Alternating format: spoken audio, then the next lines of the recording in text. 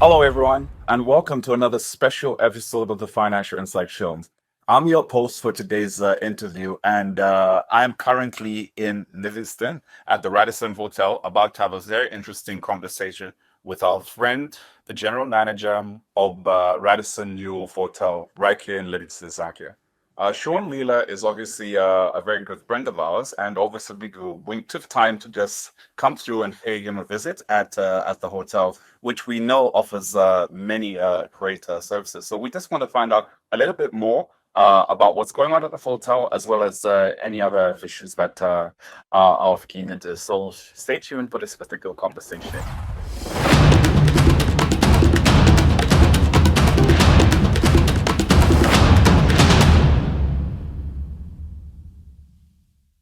Welcome back, and Shaun, how are you doing? I'm good, thank you. I'm really good. Yeah, it's good. It's good for you guys to, to host us yet again at the back of, a series of events that, like Manaf Insiders also about. But before we get started, just for our viewers, tell us a little bit about, yourself and the moment as the general manager of Gusamel. Well, it's been a bumpy year. We've had the chapter chat in this obviously good down. In the country that we've overcome that. We always say Zambian the more resilient than anyone else. Businesses, despite everything a thing, but from our side, very happy. As the hotel is doing well. We're giving back both to community and to our owners and that. But other than that, yeah, it's been a good year despite the future. Absolutely. Now, just to get straight into it, for many of our viewers, I think a lot of people cared about Radisson Livingston edition, if I could call it that. What when you say just some of the key, unique features and abilities that this particular hotel has, but then also it's also been able to cover and events congresses, actors in particular, but then notice it's always like I brought on man. Well, there are a number of creatures. Number one, it's obviously one of the largest resorts is Zambia, from a leisure perspective. And at the same time, it's just a large conferencing component, is the largest conference center in Livingston. There are numerous facilities on site from a conferencing side, breakaway rooms, various areas that one could do various events or meetings or gatherings or meals. We also on the leisure side, we've got sporting facilities on site. We've got great areas to relax in, great food, great entertainment every day. And we've really positioned the hotel very differently to any other resorts, not only in Zambia, but also in Africa.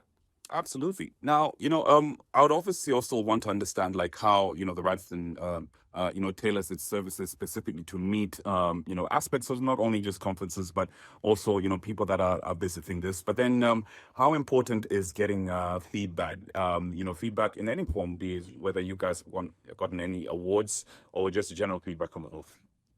Okay, look, I think we generally will tailor any needs to specific groups, whether they're a leisure group or a conference group. On the conferencing side, we obviously tailor menus to the needs of a particular group, but depending on where they come from and culture. On the leisure side, again, we deal with special requests.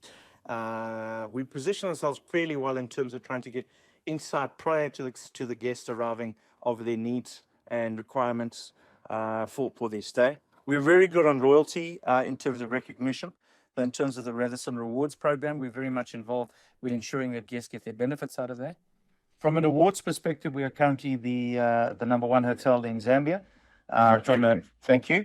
And then also in terms of international awards, we've just won the best hotel resort in Africa. We've also just won the best family resort in Africa. And a couple of other accolades. The hotel has done incredibly well.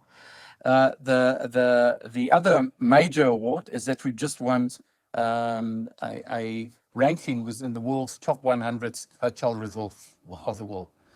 Something that we really chuffed on. And the last award that is significant at the moment is I've just received also recognition in the top 100 general manager of the world. And it's something we're very proud of. But entirely a team effort all around. But yeah, look, we listen very carefully to what I get or requests, and we try and anticipate what it is. We currently rank number 1 on both sides of the border, both on the 𝗙𝗃𝗲𝗃𝗃 as well as in Livingstone in terms of customer satisfaction. And those reports come through every morning, and they're analysed every morning, and feedback is done to every single guest, whether it's a positive or a comment that requires us to do a little bit more homework.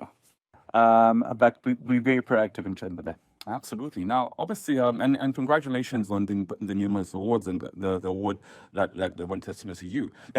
You know, obviously, tourism is a very, very important sector to the Zambian government, and you know, we've heard Honorable 𝗙𝗃𝗲𝗃𝗃𝗶𝗄, the tourism minister, you know, push the agenda of, you know, for tourists. How is, you know, the Livingstone Radisson, you know, positioning itself, or rather contributing to this particular initiative? And have you seen yourselves going into specific partnerships that have allowed you to obviously further enhance government's agenda? How do you tourism? Well, I think, well, yes, very much so. I think, you know, to boost tourism or to push tourism requires a lot of work from all stakeholders. On our side, we are members of the Tourism Council of Zambia. We are also members of the Livingstone Tourism Association, which fully supports Zambian tourism. And as you are aware, I'm also the chairman of the Livingstone Tourism Association. And we've just come back from the world's largest travel market. And in that, we go to specifically support initiatives like Zambian tourism. And one of the big things that we're working on at the moment, besides getting more access across the border or longer times for us to be able to get tourists to travel between Zimbabwe and South Africa, hopefully that will be unveiled in the next month, where will be extended hours of ability to move across the border. And as well as changing any difficulties that are on the access side from both on the Botswana side. We're very much involved with trying to drive tourism in twofold. One, working with ZTA at the moment on getting more airlift into Livingstone specifically. And that's an initiative that members of the Livingstone Tourism are very actively involved in to try and lobby for that. And then lastly, in support of the Zambian Tourism, which is a new PC agency, which is trying to drive tourism specifically to the tourism capital. We're very much involved with that. Very much involved with council, with the upliftment of charm, from a Radisson and from an LTA perspective. And we just started signing from a Livingstone tourism perspective a lot more partnership with 𝗙𝗃𝗲𝗃𝗃𝗶𝗄, with ZATA, with council, and there were a few more that we're going to be doing to create those strategic partnerships. At the end of the day, Livingstone is tourism. Everything related in the city itself is related to tourism. Whether you're a taxi driver or a shop owner or work in a hotel or in a restaurant, everything fits in. And we certainly support those initiatives, along with other community initiatives like feeding and supporting schools. Is a great deal, because everything at the end of the day does contribute towards the overall goal of the minister. And the minister is super supported of what we're doing here specifically as a political sector. Absolutely, yes. Now, interestingly enough, is that you've mentioned that you just came back on the award tourism market. I mean, for many of our viewers who don't understand what the significance of 𝗙𝗃𝗃𝗃𝗃𝗃𝗃, I think you just elaborate. And then also, what were some of your key takeaways towards it? And you just was like, I understand to be, you have attended several of them, and obviously, what sort of benefits do you expect from the Zambian entities that you so in participating? World Travel Market London is the largest leisure market in the world in terms of trying to position yourself as a country, as hotel operators and activity operators to get business into the country. Ours at 𝗙𝗃𝗃𝗃𝗃𝗃 successful in the sense that this was the largest stand that we've done, with almost 50 Zambians on the stand. Our stand was huge in comparison to others. In fact, ours was almost the same size as the South African stand. And normally South Africa would do one of the biggest. What has fundamentally changed for us is that we have small operators or small hotel operators that are on the stand because of the incentives that Zambian tourism has now put to allow. So it's not only the big operators that are sitting on the stand. When I go, I represent Radisson, but I also represent Livingstone Tourism. And we from a Livingstone Tourism perspective, we are almost 70 members. and we try to push the benefits of being part of the community of Linz at these shows, but it's also to underpin the brands. The main brand is Zambian tourism, and that's what we're trying to drive, is to get people to come to this little spot. Well, we're not that small, but we're this little spot in Africa. People forget we actually are a large country, but it's to actually showcase, and I think we do that quite successfully. And it is a huge investment, but it's a good investment. We believe at the moment that tourism is probably in this country, we all understand mining is the biggest, we understand, and we'll probably find that tourism will have the biggest growth this year. The slight challenge within the economy relating to the drought and water, etc. Despite all that, we still think we're going to have absolutely something here.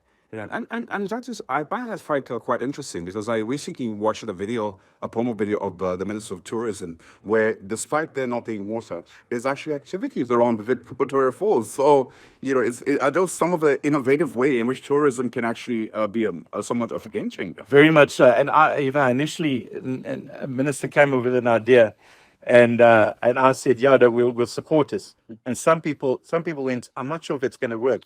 But what the minister said was, right, we have no water for it because of the hydroelectric dam. And so we've got on the Zimbabwe side, simply because the hydroelectric dam doesn't poof to the right, I don't think poof to the left. So there's a trickle of water there at the moment. Hopefully the rains will continue as they've started now. And what he said was, right, we can't talk about the water anymore, so let's talk about the beauty of the rock formations. And I must tell you, he's absolutely right. Yeah. The rock formations, now that we see them for the first time, are actually beautiful. And there are a few people that actually taking people to go and have a look. And I think it's great. And it's quite funny that it's come up in London.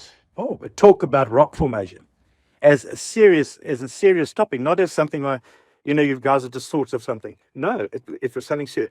And I must tell you, the rocks are actually beautiful because they've been there for a long time. All right. They have been eroded by time and have different shapes and forms. And I think it's a good alternative to 𝗃𝗃𝗃𝗃𝗃. But we'd like to order that. Absolutely, absolutely. Anyway, Shaun, we know that you're about to have another busy day. The road ahead. You did mention obviously 2024 had its calendars.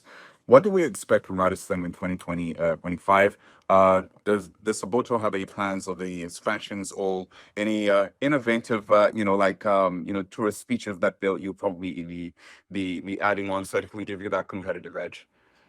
I think we are constantly looking at the business.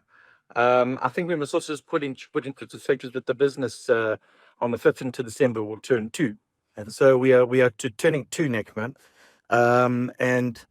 Normally one wouldn't be talking about expansion at the end, in this early stages of the life of a property, but we are in discussions with owners at the moment. We want to look at extending, potentially being more restaurants on the property, and we want to look at more conference space.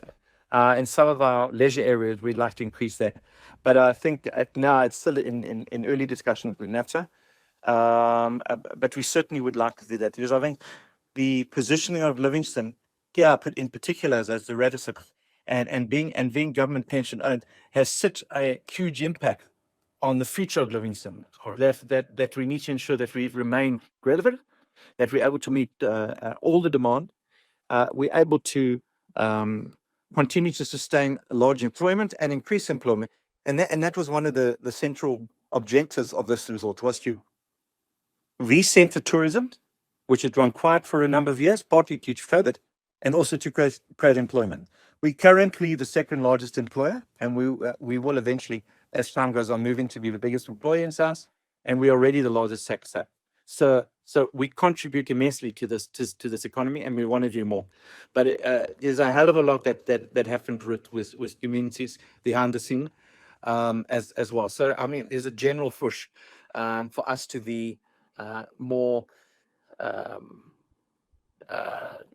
involved in many projects, but also new projects and ideas, and we happily support that. Absolutely. And maybe just to quickly ask, are there any community projects like the hotels also involved in more on the CSR effort? Very much so. We support the 𝗀𝗃𝗃𝗃𝗃 school for the deaf. We provide feeding there every month.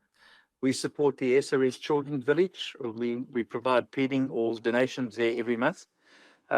We do a lot of street drop to the disabled in Belinda community, as well as drop off to the Miranda Old Age Home.